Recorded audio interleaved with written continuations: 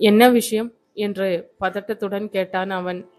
சொல்லு, வீட்டில் உனக்கு மாப்பிள்ளை பார்க்குறாங்களா, கல்யாணத்துக்கு கட்டாயப்படுத்துகிறாங்களா என்று கேட்டபொழுது அவனுடைய பதட்டம் அதிகரித்திருந்தது. சாலையில் போகிறவர்களும் வருகிறவர்களும் இவர்களை பார்ப்பதை கவனித்ததும் வசுந்தரா தியாகராஜனிடம், இங்கே வேண்டாம், எல்லோரும் பார்த்துக்கிட்டே போகிறாங்க என்றாள். தியாகராஜன் மோட்டார் சைக்கிளை பாதையை விட்டு இறக்கி மரங்கள் அடர்ந்திருந்த காட்டு பகுதிக்கு நடத்தி சென்றான். இப்போ சொல்லு, என்ன விஷயம்? உனக்கு வீட்டில் கல்யாணத்துக்கு கட்டாயப்படுத்தினால் தைரியமா என்னதான் கட்டிப்பன்னு சொல்லு. உங்களால் அப்படி சொல்ல முடியுமா? நீங்கள் அப்படி சொல்லி எல்லா தடைகளையும் உடைச்சி எறிஞ்சிட்டு என்னை கட்டிப்பீங்களா? ஆமாம் வசுந்தரா, நீ இல்லாமல் என்னால் வாழ முடியாது. உங்கள் அம்மா விஷத்தை குடிச்சிடுவேன்னு சொல்லி பயம் காட்டுனா அவள் குடிக்க முன்னால் நான் அந்த விஷத்தை குடிச்சிடுவேன். வசுந்தரா சட்டன்னு அவனுடைய வாயை பொத்தினாள். உங்களுக்கு ஏதாவது ஆயிட்டா நான் உயிரோடு இருப்பேன்னு நினைக்கிறீங்களா? தியாகராஜன் தன் வாயை பொத்தின கரத்தை தன் கையில் எடுத்துக்கொண்டான். அங்க அசாதாரணமான சூழ்நிலை உருவாயிற்று. இருவரும் கண்களால் கட்டுண்டு மனதால் கரைந்து போனார்கள். தான் வந்த காரியத்தை மறந்து போயிருந்த வசுந்தரா சட்டென தன் நிலைக்கு திரும்பினாள். அவனிடமிருந்து தன் கரத்தை விடுவித்து கொண்டாள். நான் இந்துமதி பற்றி பேச வந்தேன் என்று எல்லாவற்றையும் சொன்னாள். நம்ப முடியாத திகைப்புடன் கேட்டுக்கொண்டிருந்த தியாகராஜனிடம், எனக்கு பயமா இருக்குங்க, அந்த ஆள் சரியில்லை, அவனுடைய மொழியும் பேச்சும் சரியில்லை, அவன்கிட்ட இருந்து இந்துவை காப்பாத்துங்க என்றாள். என்கிட்ட சொல்லிட்டல, கவலைப்படாத, நான் பார்த்துக்கிறேன் என்று சொன்ன பொழுது அவனுடைய முகமும் குரலும் இறங்கி இருந்தன. கோபத்தில் முகம் செவந்து போயிருந்தது.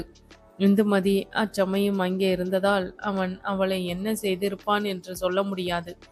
வசுந்தராவுக்கு பயமாக இருந்தது. அதே சமயம் சரியான ஆளிடம் விஷயத்தை சொல்லிவிட்ட திருப்தியும் மனதில் உண்டாயிற்று. பூகம்பம் வெடித்ததா, புயல் வந்து ஆவேசத்துடன் எல்லாவற்றையும் அழித்ததா, சூறாவளி காற்று கூரையையே பீத்தி எரிந்ததா, அல்லது சுனாமி வந்து எல்லாவற்றையும் அடித்து சென்றதா என்று எதுவுமே புரியாமல் தவித்தாள் வசுந்தரா.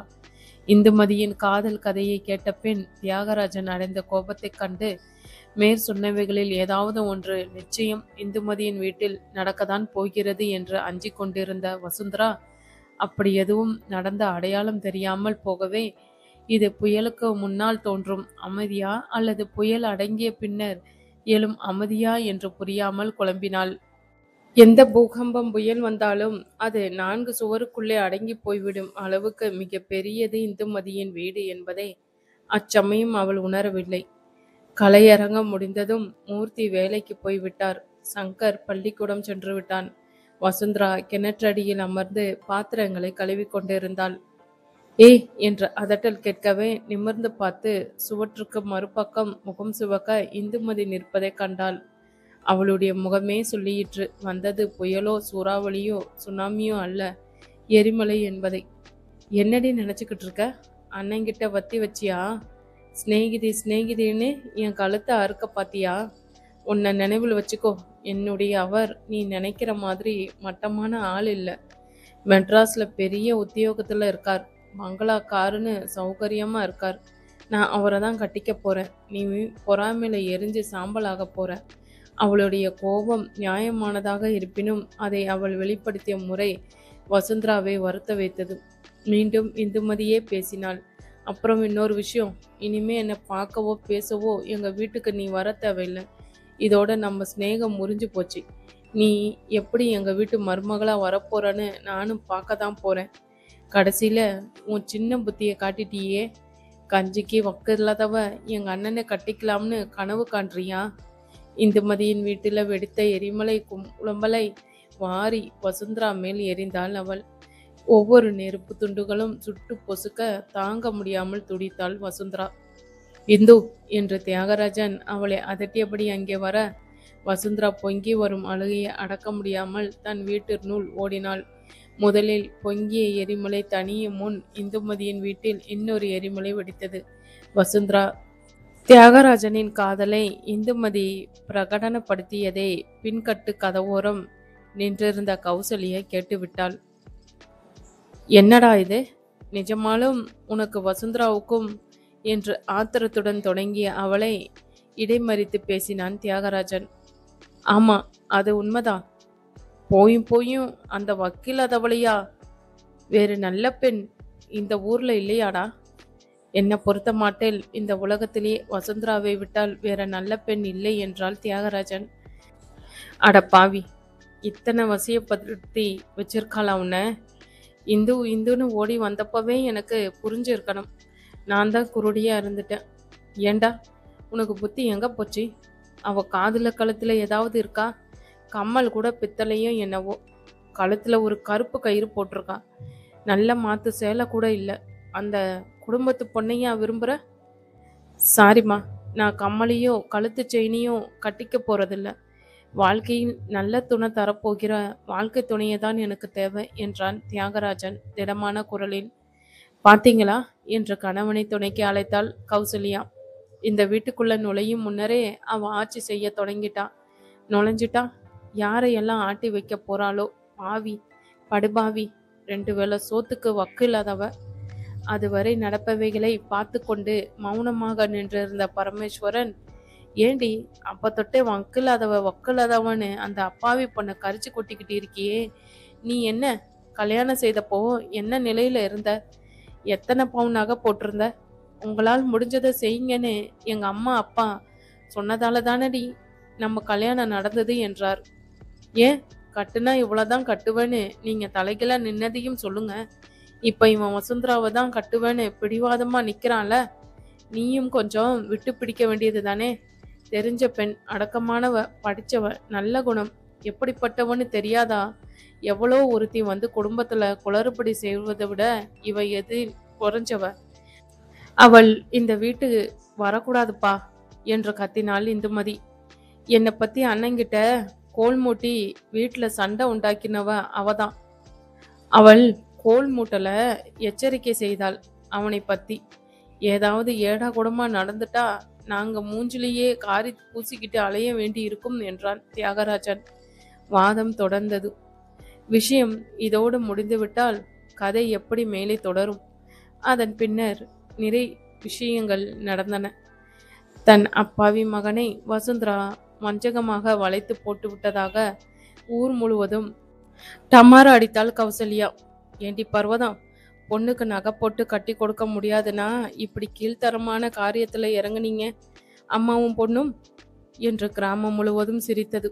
வரதட்சணையை வழக்கம் என்று ஏற்றுக்கொண்ட கிராமத்து மக்களால் இயற்கையாக எழும் காதல் உணர்ச்சிகளை ஏற்றுக்கொள்ள முடியவில்லை. காதலை காமம் என்று பெயர் சுட்டி அதை அசிங்கப்படுத்தினார்கள். இவைகளை கேட்டு மனம் கொதித்த பர்வதம் தன் வீட்டு முற்றத்தில் காலடி வைத்ததுமே கௌசல்யா இலக்காரமாக, பொண்ணுக்கு பெரிய இடத்து பையன் யாராவது அகப்படுவாரான்னு பார்க்க போயிருந்தியா என்று கேட்டு அவளுடைய மன கொதிப்பை அதிகப்படுத்தினாள். பர்வதம் விடுவிடுவென வீட்டிற்குள் நுழைந்தாள். அடுப்பில் எரிந்து கொண்டிருக்கும் விறகு கட்டை ஒன்றை தூக்கி எடுத்து வந்தாள். வசுந்தராவின் வலது கால் சேலையை உயர்த்தி கரண்டையில் சூடு போட்டாள். ஓடுகாலி, இதுக்காகவா இந்துமதின்னு அவ வீட்டுக்கு போயிருந்த? மானம் கெட்டவளே, நீ எதுக்கடி பிறந்த? எதுக்கடி இன்னும் உயிரோட இருக்க? ஆமா. மதிய உணவுக்காக பள்ளிக்கூடத்திலிருந்து வீட்டுக்கு வந்த சங்கர் வசுந்தரா அறையில் மூலையில் சுருண்டு படுத்து இருப்பதை கண்டான். இந்நேரத்தில் ஏன் படுத்திருக்கின்றாள் என்பது தெரியாமல் அருகில் சென்று அவளுடைய காலை பிடித்து அசைத்தான்.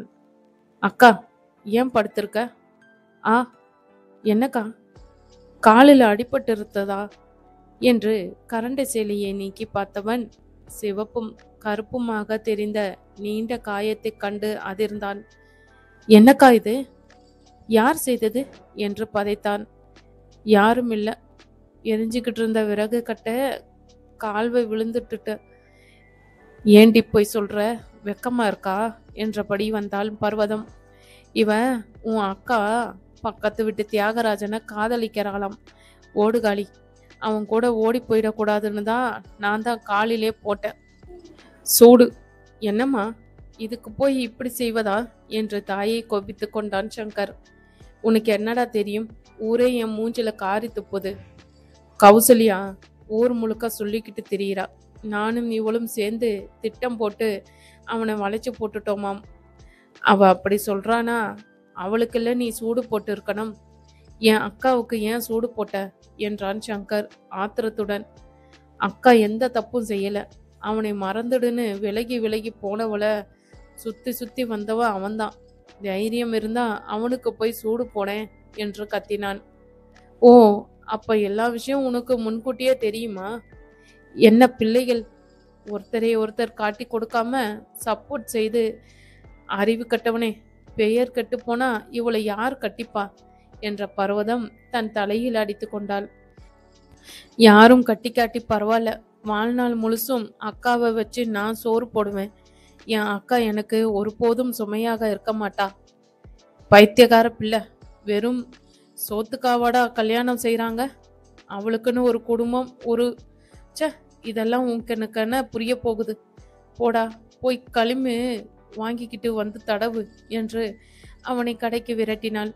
சங்கர் தடவிய களிம்பை விட அவன் காட்டிய அன்பு கரிசனமும் காயத்தை சீக்கிரம் குணமாக்கிவிடும் என்று நினைத்தாள் வசுந்தரா. அம்மா சூடு போட்டால் இல்லை, வேலை ஒன்றும் செய்யாம படுத்துரு, அப்பதான் அவளுக்கும் புத்தி வரும் என்ற தம்பியை பாசத்துடன் பார்த்தாள் வசுந்தரா. இத்தனை பாசம் வைக்காதடா, நாளைக்கு நான் கல்யாணமாகி, அதாவது கல்யாணம் என் விதியில் எழுதப்பட்டு இருந்தா போயிட்டா ரொம்ப கஷ்டப்படுவேன் என்றாள். வசுந்தரா கேந்தி கேந்தி நடந்து கொண்டே வீட்டு வேலைகளை செய்தாள். சங்கர் தன் வீட்டு பாடங்களை ஒதுக்கி வைத்துவிட்டு அவளுக்கு ஒத்தாசை செய்தான். காயம் நனைந்து விடக்கூடாதென பாத்திரம் கழுவுதல், பர்வதம் கூட கோபம் தணிந்து மனம் இறங்கி துணி துவைத்தல் போன்ற வேலைகளை தானே செய்து கொண்டாள்.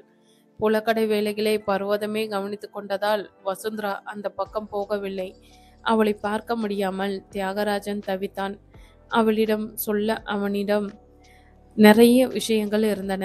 2 தினங்களுக்கு முன்னால் வசுந்தரா அவனிடம் இந்துமதியின் காதல் பற்றி சொன்னதும் அந்த பெயர் தெரியாத மனிதனை தேடிச் சென்றான் தியாகராஜன். அவன் வாத்தியார் மகன் முருகனின் சிநேகிதன் சேகர் என்பது தெரிய வந்தது. முருகனின் வீட்டிற்கு அவன் சென்ற பொழுது சேகர் வீட்டில் இல்லை.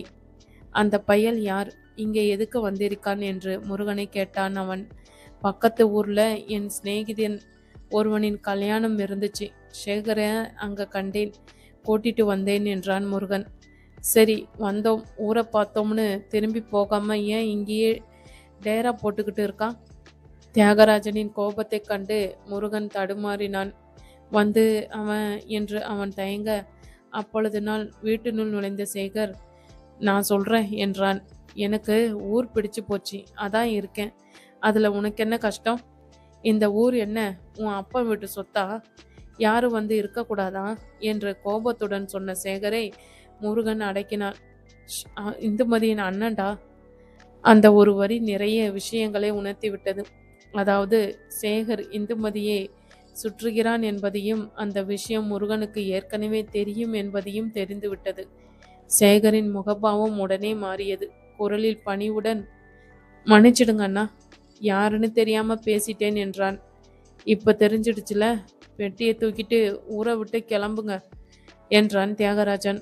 நான் இந்துமதியை காதலிக்கிறேன், அவளை கல்யாணம் செய்திக்க விரும்புகிறேன். என்ன சொன்ன? காதலா? காலை வெட்டி முறிச்சிடுவேன். காதலாம் காதல். காதல்னா என்னன்னு தெரியுமா உனக்கு? முக லட்சணத்தை பார்த்து ஆசைப்படுவது பேர் காதல் இல்லை, அது வெறும். சரி, உன்கிட்ட ஏன் பேசிக்கிட்டு நிற்கிறேன்? நாளைக்கு காலையிலக்குள்ள இந்த ஊரை விட்டு போயிடணும், ஜாக்கிரதை என்று எச்சரித்தான். நிஜமாகவே மறுநாள் காலை சேகர் போய்விட்டான். அவர் வருவார், தன் அம்மாவோட வந்து பெண் கேட்பார் என்று உறுதியாக சொல்லி கொண்டிருந்த இந்துமதி, யார் எவனும் தெரியாத பயல்களை எல்லாம் வந்து பெண் கேட்டவுடன் அவனுக்கு கட்டி கொடுத்துருவோமாக்கும் என்றான் தியாகராஜன். அவனுடைய மூஞ்சும் மொழியுமே அவன் கள்ள பையல்னு சொல்லுது. அவனை கட்டிக்கிட்டு கஷ்டப்பட போறாய் இந்து, அவனை மறந்துடு. பெரிய கம்பெனி ஒண்ணுல பெரிய உஸ்தகத்தில் இருக்கார், பங்களா கார் எல்லாம் இருக்கு மெட்ராஸ்ல என்றாள் இந்துமதி தமையனின் கூற்றை மறுத்து. நீ பாத்தியா? போய் பாரு, திருப்தியா இருந்தா முடிச்சிடலாமே என்றாள் கௌசல்யா. தியாகராஜனின் தாயை வியப்புடன் பார்த்தான். ஏமா, இந்து உனக்கு பாரமாயிட்டாளா எப்படியாவது தள்ளி விட்டா போதும்னு அவசரப்படுறியே? போடா, நீ ஒன்று நல்லா விசாரிச்சு சரின்னு சொன்னா முடிக்கலாம்னு தான் சொல்றேன்.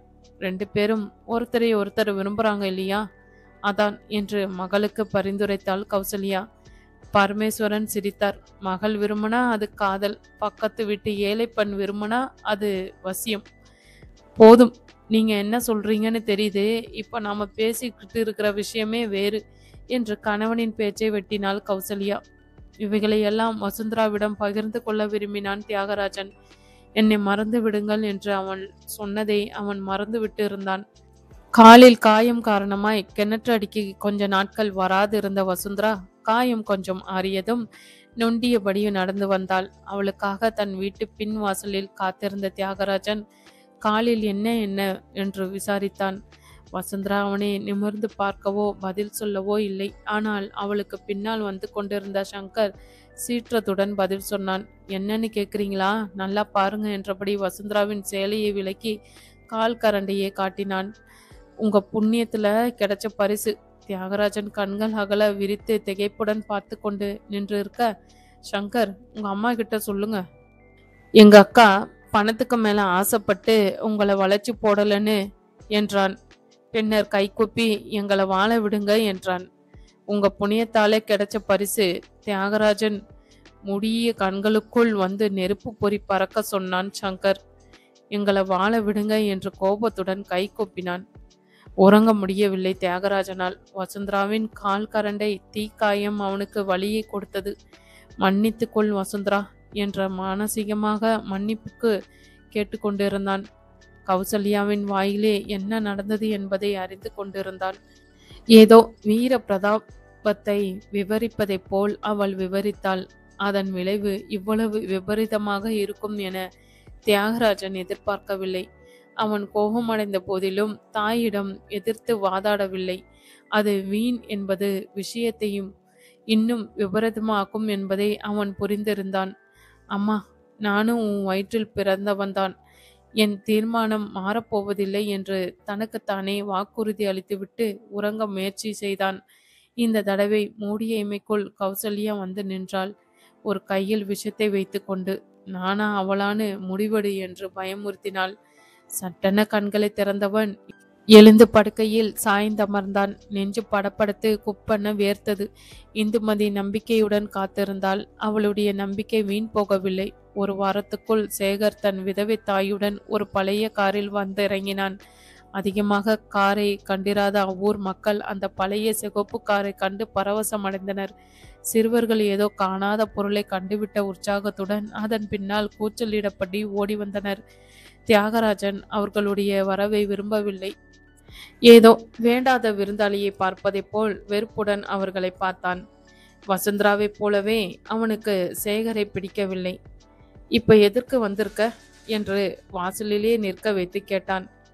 அண்ணா என்று உரிமையுடன் அழைத்து, வீட்டுக்கு வரும் விருந்தாளியை உள்ளே அழைக்கும் பழக்கம் இந்த ஊரில் இல்லையா என்றான் சேகர். வேண்டா வெறுப்பாக அவர்களை வீட்டினுள் அனுமதித்தான்.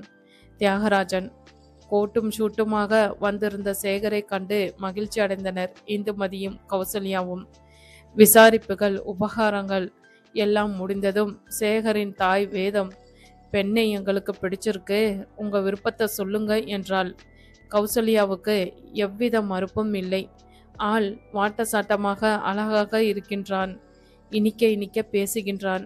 சென்னை பட்டணத்தில் பெரிய உத்தியோகம் பார்க்கின்றான். பங்களா, கார் எல்லாம் இருக்கிறது. இதற்கு மேல் என்ன வேண்டும் என நினைத்த கௌசல்யா, எங்களுக்கு சம்மதம்தான் என்றாள்.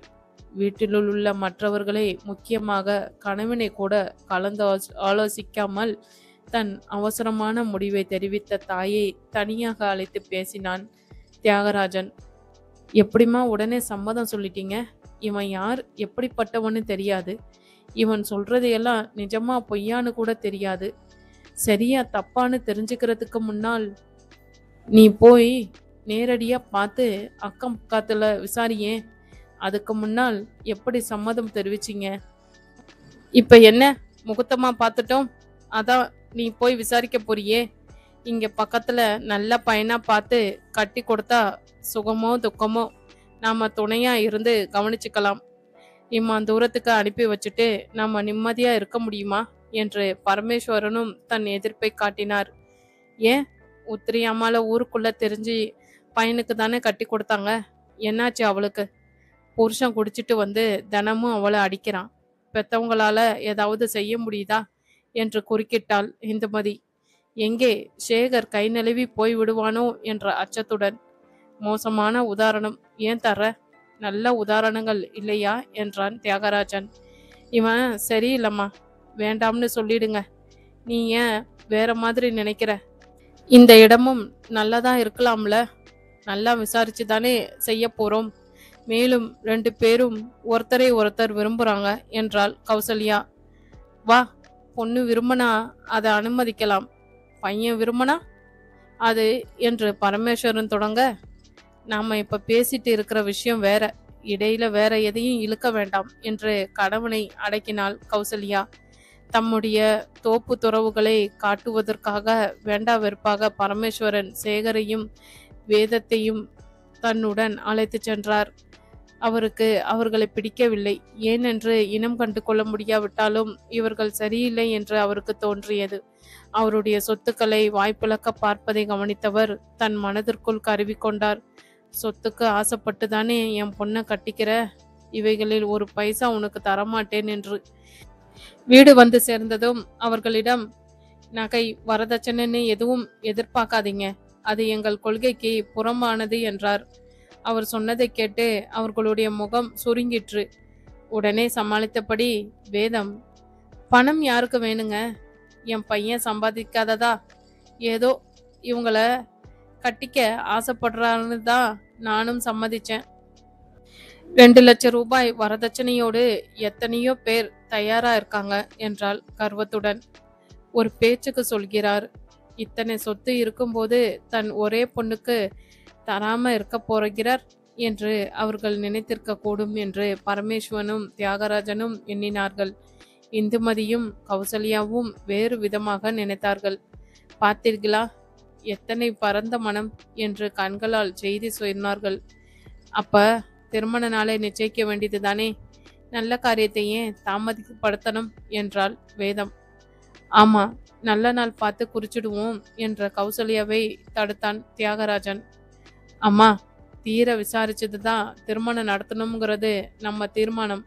இவங்களோட மெட்ராஸ் போய் பார்த்துட்டு வர என்றான் அவன்.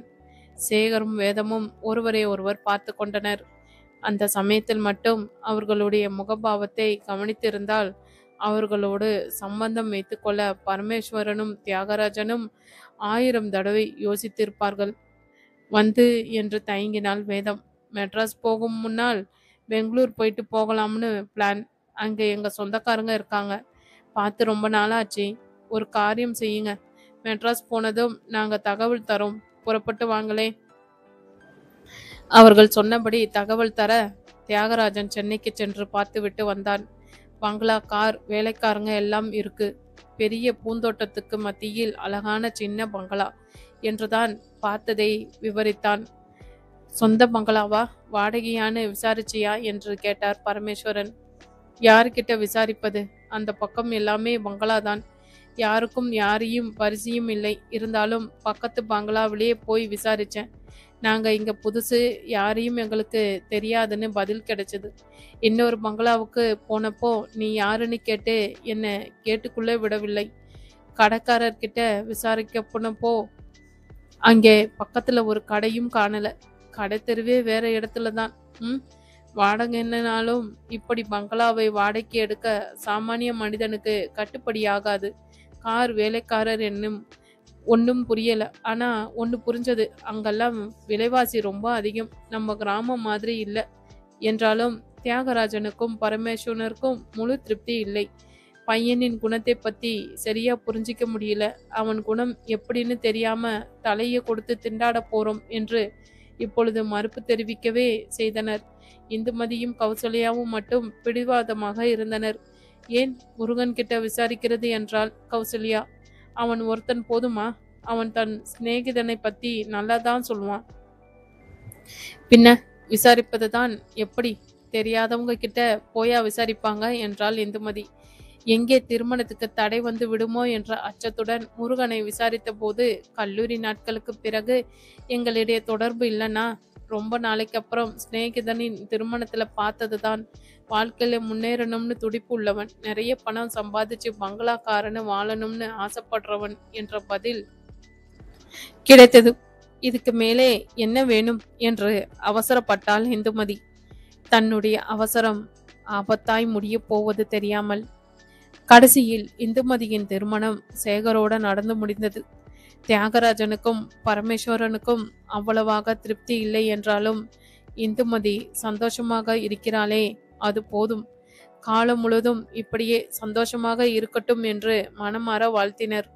ஊர் முழுவதும் திருமணத்துக்கு அழைப்பு இருந்தது. வசுந்தரா வீட்டினருக்கு மட்டும் அழைப்பு இல்லை. வசுந்தராவுக்கு வருத்தமாக இருந்தது. தன்னையும் தன் வீட்டாரையும் திருமணத்துக்கு அழைக்காதது மட்டுமல்ல, சேகரோடு அவள் திருமணம் செய்ததே வருத்தம் தரும்படியாக இருந்தது.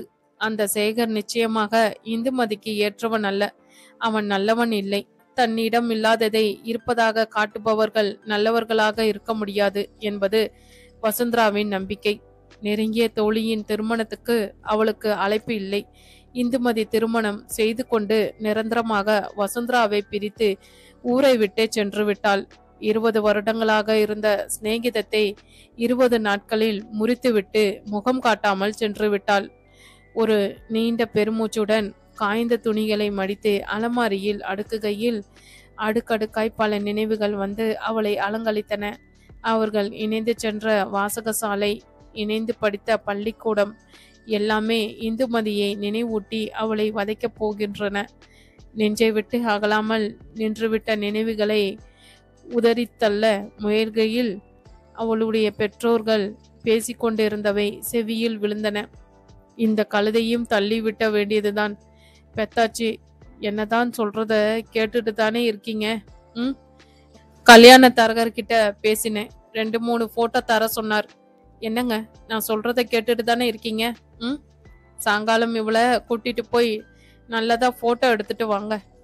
என்னங்க, நான் பாட்டுட்டு பேசிக்கிட்டே இருக்கேன், நீங்க ஒன்றும் சொல்லாம இருக்கீங்க. அவர் என்றைக்குதான் பேசினார்? பேசுவதெல்லாம் பர்வதம்தான். அவர் வெறுமனே கேட்டுக்கொண்டிருந்த வசுந்தராவின் மனம் கசிந்தது. கல்யாணமாம் கல்யாணம். மனதில் ஒருவனை வைத்துக்கொண்டு வேறொருவனுக்கு எப்படி கழுத்தை நீட்ட முடியும்? பரமேஸ்வரன் தீர்மானித்தபடி வரதட்சணை கொடுக்க மறுத்துவிட்டார். ஏற்கனவே செய்து வைத்திருந்த நகைகளை மட்டுமே இந்துமதி அணிந்து கொண்டாள். ஏங்க, இருப்பது ஒரே பொண்ணு, அவளை இப்படி ஒன்னும் கொடுக்காமல் அனுப்பி வைக்கிறீங்களே என்று மகளுக்காக வாதாடி பார்த்தாள் கௌசல்யா. பணத்துக்காக தான் என் மகளை கட்டிக்கிட்டான்னு அவன், பணம் கொடுக்காம இருப்பதுதான் அவனுக்கு தண்டனை என்றார் பரமேஸ்வரன் உறுதியுடன். தான் தண்டனை கொடுப்பது மருமகனுக்கு அல்ல, மகளுக்கு என்பதை அச்சமயம் அவர் அறிந்திருக்கவில்லை. என்ன கொடுத்தீங்கன்னு ஊரார் கேட்பாங்களே, அதுக்கு என்ன பதில் சொல்வேன்? என் மகளுக்கு கல்வியை கொடுத்துருக்கோம், நல்ல பண்புகளை கொடுத்துருக்கோம்னு சொல்லேன். அதான் எல்லாரும் கொடுக்கறாங்களே. வாஸ்தவம்தான். அதுதான் ஒரு பொண்ணுக்கு பெத்தவங்க கொடுக்கிற உண்மையான ஸ்ரீதனம். இல்லறத்தை இனிமே சேர்க்க, குடும்பத்தோடு அனுசரித்து போக, வாழ்க்கை தைரியமாக எதிர்கொள்ள பெத்தவங்க தம் பிள்ளைகளுக்கு கற்றுக் கொடுக்கணும்.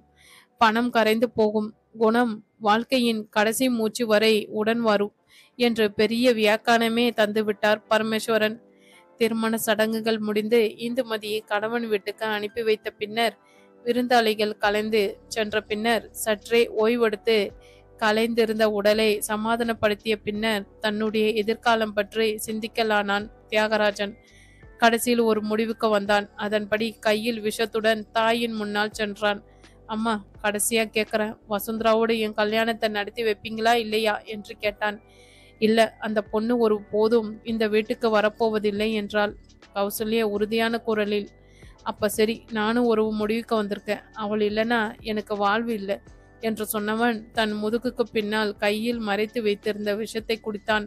2 நிமிடங்கள் நின்றிருந்த இடத்திலேயே தள்ளாடியவன் தொப்பென கீழே சாய்ந்தான். வசுந்தராவுக்கும் எதுவுமே பிடிக்கவில்லை. உணவு பிடிக்கவில்லை, உறக்கம் பிடிக்கவில்லை, புத்தகம் வாசிக்க பிடிக்கவில்லை. அவளுடைய தவிப்பை சங்கரை தவிர யாரும் கவனிக்கவில்லை. என்னென்ன எப்படி எப்படி நடக்கணும்னு விதிச்சிருக்கோ அப்படிதான் நடக்கும் என்றான் சங்கர் தமக்கையிடம் பெரிய மனுஷ தோரணையில். அதனால மனசை தளர விடாம இரு. நீ கவலைப்படுவதால் ஒன்றையும் மாத்த முடியாது. நீ என்னடா உளர்ற? நான் எதுக்குமே கவலைப்படல. அது தெரியலே. கவலைப்பட்டு மனசை வருத்திக்கணும்னா அவன் விட்ட வழின்னு ஆண்டவன் மேல் பாரத்தை போட்டுட்டு நிம்மதியா இருக்கணுமான்னு யோசிச்சு தீர்மானி. அதற்குள் இதோ வந்துடுறேன் என்று சொன்ன சங்கர் சிநேகிதர்களுடன் விளையாட தெருவுக்கு ஓடினான். சின்ன நேரத்தில் பதட்டத்துடன் திரும்பி வந்தான். தியாகராஜன் விஷம் சாப்பிட்டுட்டான், அவனை ஆஸ்பத்திரியில் அட்மிட் செய்திருக்காங்க என்று. அவன் போட்ட கூச்சலை கேட்ட வசுந்தராவின் இதயம் ஒரு கணம் துடிக்க மறந்தது. பின்னர் வேகத்துடன் ஓடத் தொடங்கியது. அவன் வேகத்துடன் போட்டியிடுபவள் போல் அதிவேகத்துடன் தெருவில் இறங்கி ஓடத் தொடங்கினாள்.